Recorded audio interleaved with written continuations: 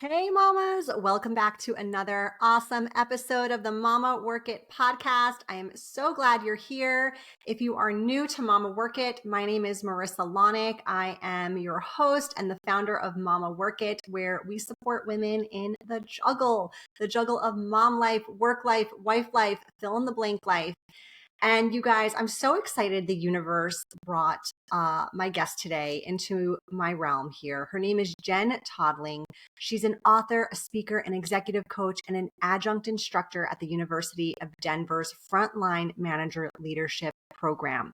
A former Big Four audit partner with 20 plus years in professional services and an ICF certified coach for over a decade, she helps clients express their soul in work and life. A lover of adventure, travel, and dance, she lives near Boulder, Colorado with her husband and her daughter. Her memoir, which I just finished and I can't wait to talk about today on today's episode, Dancing on My Own 2 Feet. It just hit the shelves last week. It is a must read. You guys, it's not every day you get to interview the author of an amazing book that you just wrapped. And I just feel so grateful that I get to do that today. So Jenn, thank you for being here. It's so my pleasure, Marissa. Just thank you for having me on the show. I'm so excited to connect today. Yes, likewise. Well, listen, I don't want to disclose too much about your story because that is what the book is about. It's your memoir. But I would love, and I always love to ask guests as the first question, can you just kind of tell us a little more about you, how you got to where you are today? Yeah, I'd be happy to. And like you said, you kind of gave my professional bio. So I've had, 20 years in professional services. And the journey had, brought me to many different places. So my career journey actually brought me, I was in California when I started. It brought me to New York in a season of, I would say, rediscovering myself, and really opened up an opportunity to get really curious about my creative passions and my outlets. And for me, that's linked to dance.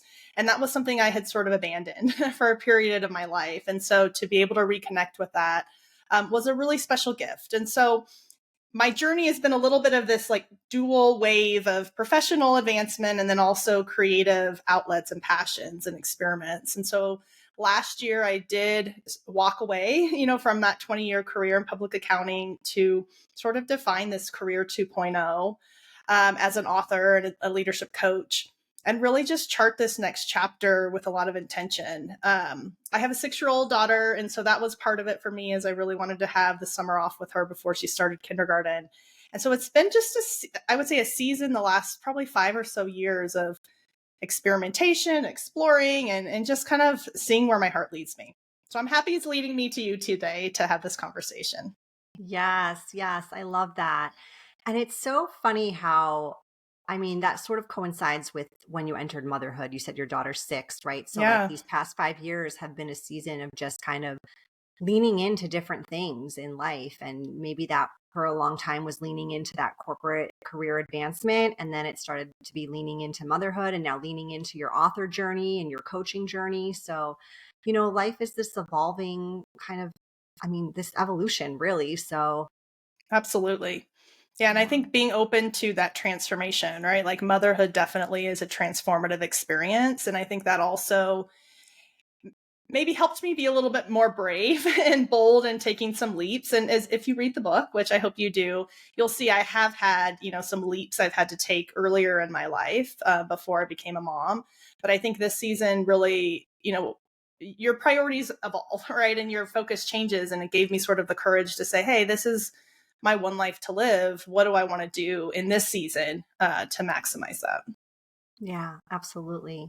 Yeah, and you have taken many leaps before motherhood. I can Yeah. I can say that because that book is so good. Okay, well, you wrote this book. I didn't know this, but you wrote Yeah, this book during the pandemic when your I daughter was a did. toddler at home. So talk to me. I'm about like time management and Yep. productivity, but that is quite an undertaking. Like, how did you find the time to write, and especially write something so, I would imagine, so healing in the process of like uncovering, past trauma and life experience and things like that, while managing a full-time career in professional services, while being a mom, while navigating a global pandemic? Like, tell us your secrets, because if you Yeah. could manage that during that time, like you clearly know something. Yeah, it's funny when I look back, I'm like, how did I do that? And I think there were things that contributed to that. I mean, I think the pandemic was a wake-up call for many of us of, hey, how are we spending our time? What do we want to focus on? And the first thing that shifted for me in the pandemic is I remembered I wanted to be an executive coach and I wanted to, really lean into that side of myself. And so I went back to school during the pandemic for 2 years, nights and weekends on coaching college. I think my daughter was maybe 2 at that time. I'm really thankful that I'm in a supported partnership. And so my partner really supported me in that. So he managed bedtime 3 days a week, so we really did a nice job of sharing, the household and the childcare. And then I also actually negotiated a reduced schedule at my work. Now, in professional services, reduced schedule still sort of was full time in normal, realm, but it was more of a maybe 37 to 45 hours versus 50 to 60. So I was able to kind of have some buffer. And then I became sort of the master of the 10 to 30 minute windows of time. So pre-mom, I could spend hours and really get into the zone. Well, as a mom, I had to be really creative with sort of the nooks and crannies of my life. And so as I structured, and I did do kind of a writing program that helped me provide some structure, what are the scenes I want to write? I would have those, outlined. And then I would, if I had a 10-minute break, in between meetings or my lunch break, I would just take one of those scenes and start writing. I always carried kind of the traditional like pen and paper in, journal in my purse. And so I'm, waiting for to pick up my daughter, or, there's an event I'm at and I have a few minutes, or she's in, a dance on the weekend, I'd use that time. And so I did a lot of longhand actually writing for this book. And then I would say it was sort of sprints and marathons. So I had like 3 sprints that I made a lot of progress. The first was my husband went to Brazil to visit his family, and I took the week off and kept my daughter in daycare. And so I just like indulged in the writing. I wrote the last scene and it barely changed. I wrote sort of the second part of the book. And then I did that again as the holidays, towards the end of the year, where I was really close to that first sort of messy draft. And I just told my husband, I need you to kind of be a parent and I need to disappear. And I kind of disappeared for a few days to get to those finishing touches. So it was a couple of these like longer sprints with support, and then sort of the 10 to 30 minute increments in between. So good. Yeah. Amazing, because it's hard. I don't know if you experienced this, but like when I wrote my first book, it's hard to maintain the momentum throughout the process. Like Yeah. I had a very structured approach like you. It was the only way I could get it done as well. I didn't have the sprints. I think the sprints would have helped me a lot, Mm. actually. But I committed to like 30 minutes 3 times a week, 3 evenings a week. That's what I like. That's what got me to finish the book and do the book. But I find that anytime I'm writing something that long and significant, I'm always super excited at the beginning. I'm energetic. The words are flowing. It's like I can't type fast enough. And then I get to like this point in the book and it's like, what is this? Yeah. What am I even writing?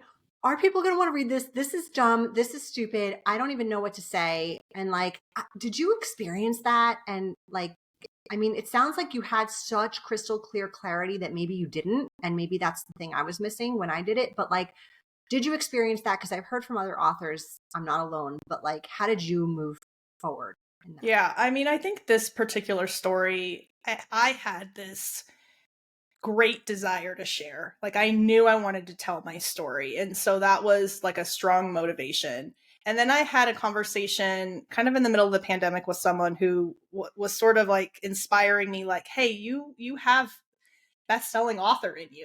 I kind of forgotten about that, and it kind of reminded me like, oh yeah.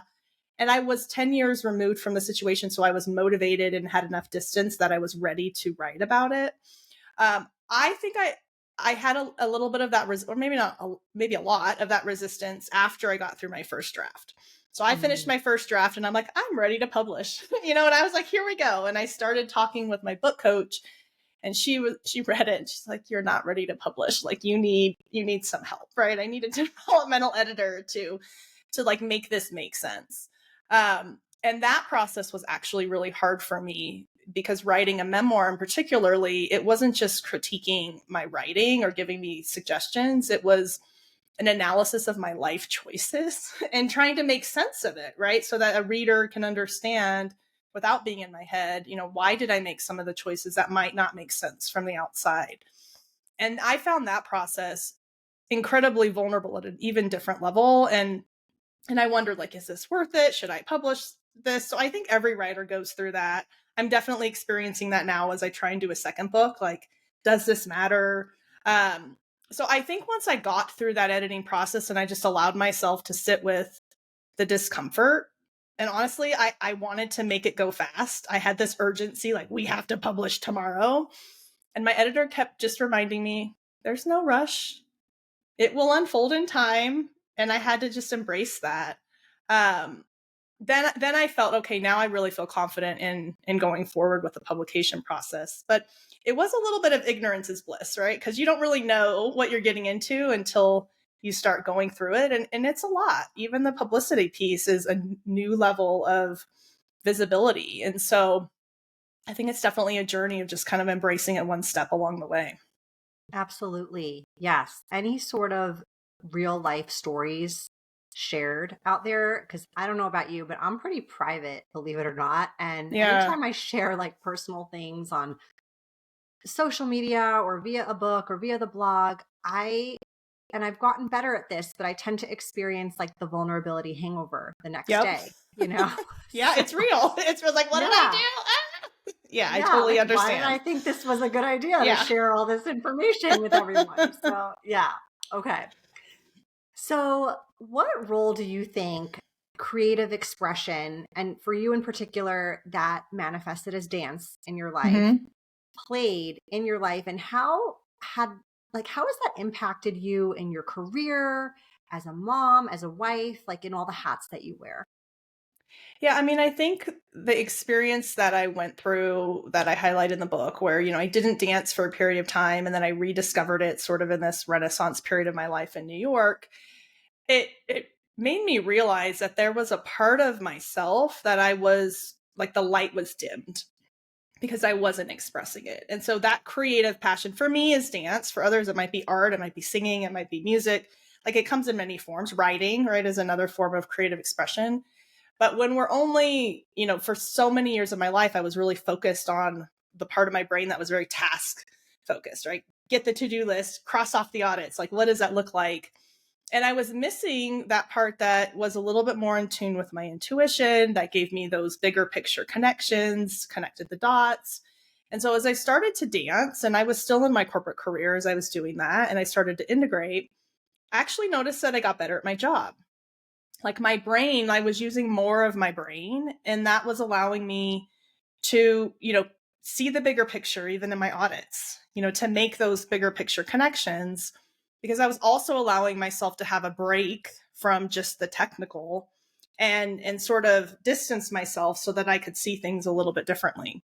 So I think it actually made me better at my job. And so I think it's, my evolution of my thoughts over time has been that it actually is an asset versus like a nice to have. Um, and then in my personal life, my daughter has a lot of me in her, and she definitely has that like achieving brain. And I try and balance that with, she's also an artist and she's very creative. And so recognizing that there's value in both, I try to make sure she has access to the arts and she's able to express that for herself. And then we both, I mean, she has dance in her genes. So we love to have dance parties, Taylor Swift dance parties, turn the music on. And so she'll help keep me a little bit lighter, when things feel heavy, by just reminding me, hey, can we turn on some music or can we do some dance? And she really loves that connection too. So it's been nice as a family, even with my husband, because we're all dancers, to have that connect us together. So good. So right. And I think we treat it like this nice to have, like this luxury. And it's like until we prescribe that to ourselves or prioritize that for ourselves or feel worthy enough to include Mm-hmm. that in our very busy day-to-day adulting kind of life, we forget very easily how critical and important those pieces are, because they do help us be more productive. They do help us be better leaders and moms and wives and PTA presidents and like all the things that we're Yeah. doing. And yeah, there's just like this, I don't know if it's a mom thing or a woman thing or just like an American thing or what, but it's sort of like this little thing that's like those things are not as important, Yeah. right? Yeah. And I think that they're like, as you're talking, I'm just reflecting, back to being able to write this book at the time that I did. I mean, I think there was something about my daughter being under age 3 that made it a little bit easier because she wasn't telling me her grievances about me working late, right? So she didn't really notice. And so I guess I've shared that perspective with others that have young kids. Yes, it's hard, the sleep, the potty training, like there's so much that you're navigating. And those years, like they're not remembering that you're working the nights and weekends to kind of do some of these creative outlets if you're trying to have some of those side hustles, so to speak. It has gotten a little bit harder, now that she's 6 and even probably like starting at 4 or 5, because she's telling me, mommy, don't go do those things, or don't go work out while I'm in dance class. And one of my creative outlets right now is I joined a choir, and I'm not a big singer, but it's a good community. I've never been in a choir, but it's every Tuesday night, 5 to 8, and I make it home in time to put her to bed, but she gives me grief every single time, and sometimes I'm leaving and she's crying and, nestled at my foot, like, don't leave. And I have to like re-regulate myself on that car to choir. So like that mom guilt is real, but I try and remind myself that I'm modeling for her that my needs matter, so that then if she's a mom or even just an adult woman, like her needs matter too. And so I try to just remind myself that I'm modeling that, and I'm a recovering people pleaser, so that hurts me, to sort of disappoint people. But it does matter, and if you're going to show up as your best, you need that energy so you can be there for your children. Yes, that was the game changer for me. Hmm. Was I didn't want my kids growing up taking on, like assuming that that's what being an adult meant, Hmm. that you had to always say no to yourself and say yes to kids or others, that needed you. So Yeah, that's that's really that's what powerful. that's what did it. Yeah, exactly what you said. And I think if we could look at it through that lens, we would much more easily say yes to ourselves in those Yeah. situations. Yeah, I've done solo retreats. I've done business trips where I travel alone. Like I cherish that time, like I need that time, and then it gives my husband and daughter a chance to bond in a different way. And my husband travels and then I'm on solo parenting duty. Like we take turns. But having those outlets for yourself, I think, is really important. And pushing through, like most of the time, 5 minutes later, she's fine. So it's like they're fine, or they'll be okay, and it's okay for them also to learn that it's not all about them sometimes. Yes, yes, absolutely. So, if you had to give advice to a mom listening who feels really pulled to do something creative, but doesn't know where to start, or maybe doesn't believe that, her story is unique or one to share, or whatever creative outlet that is, like her art isn't good enough, like whatever it is, what would you say? Yeah, I would say do it for you. Like I think we have a lot of pressure, especially if we're, in a professional space where our achievement is sort of what we accomplish, where we feel like we have to monetize it, or we have to make it something where it's like this achievement. But give yourself permission to play. And I think that's what kids can teach us, is like playing is actually good for our brain. And so I try and remind people, because I am a little bit of a neuroscience junkie, that like actually you're activating a part of your brain that is productive, just in a different way. And so sometimes that gives you that sort of permission to say, this is actually helping me and it's fun. And so I would just say, do it for you. And so if you're writing your story or you're creating your art or your music, do it so that it's fun for you. And then you can decide if you want that to be more, but it is enough just for the pleasure of it. And I think that's something we don't always embrace in this society. Yes. Yes. I mean, Jen, you literally just shared how like Mama Work It was born. So Wow. I started Mama Work It as a working mom blog that literally no one knew about. It was like my online journal. I wrote this blog as if like thousands of people were reading it. It was like funny stories, like just working mom relatable content. And I told no one, probably for Wow. like a good year. And until I was like, I don't know if I felt ready one day or I just, was ready to like shout it from the social media rooftops, like, this is happening. This is what I've been working on. But like, I started doing it just for me, honestly. And then it turned into this blog and then it turned into this business. And now it's what it is and this podcast and all these great things. But like, if I would have had this expectation of what it is then, I would have never done it. Yeah. Yeah, and it's taking, like, I've learned, especially shifting into entrepreneur life, which is its own, like, crazy insanity and fun, right, as you know. But I think it's, like, just experimenting, like, having that beginner's mindset again, right? So, like, having a 6-year-old reminds me, like, what is it like to be a kindergartner? And everything's new and exciting, right? And so just having that, I'm gonna try. Like, I'm gonna try and write this blog, right? And I'm gonna and maybe and stretch yourself a little bit outside your comfort zone. So maybe I'm going to share it with one person, right? And then all right, I'm going to share it with 10. And everybody has some version of that vulnerability hangover. Like, it is hard for everybody, no matter who you are. And so just know that that is normal. But something that has helped me also is this mantra of think less, do more. So get out of your head about it and just take action. And it can be small action, imperfect action, but that's where you start to see progress. And then it evolves into something like you've created here that's very beautiful. But it was sort of this, maybe your passion project, right? That exploded. Yes. Think less, do more. That's so good for us overthinkers. Absolutely.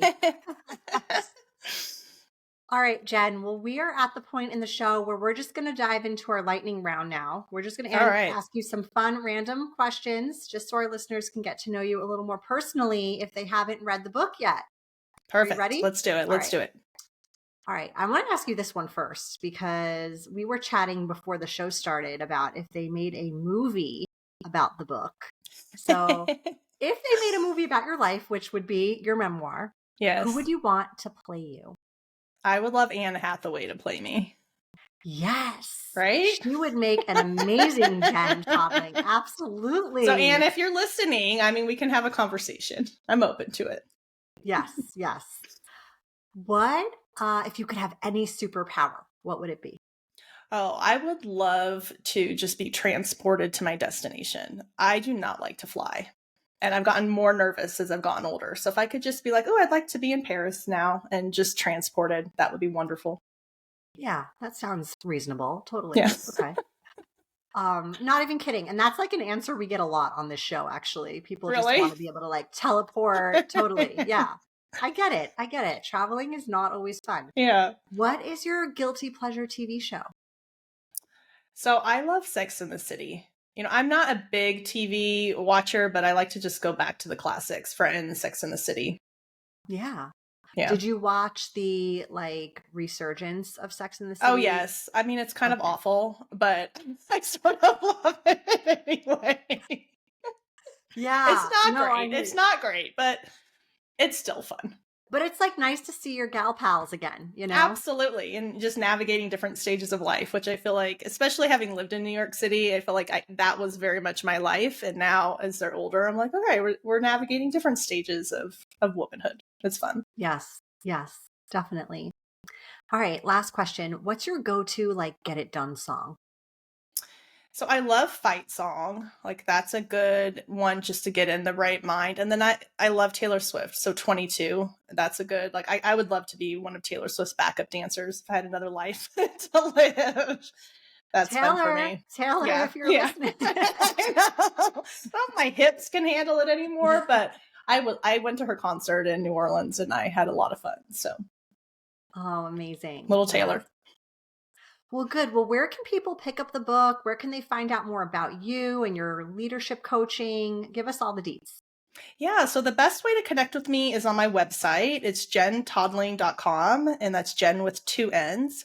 The book is available everywhere. So if you have a local independent bookstore that you like to support, I'm an indie author, so I definitely encourage you to shop local.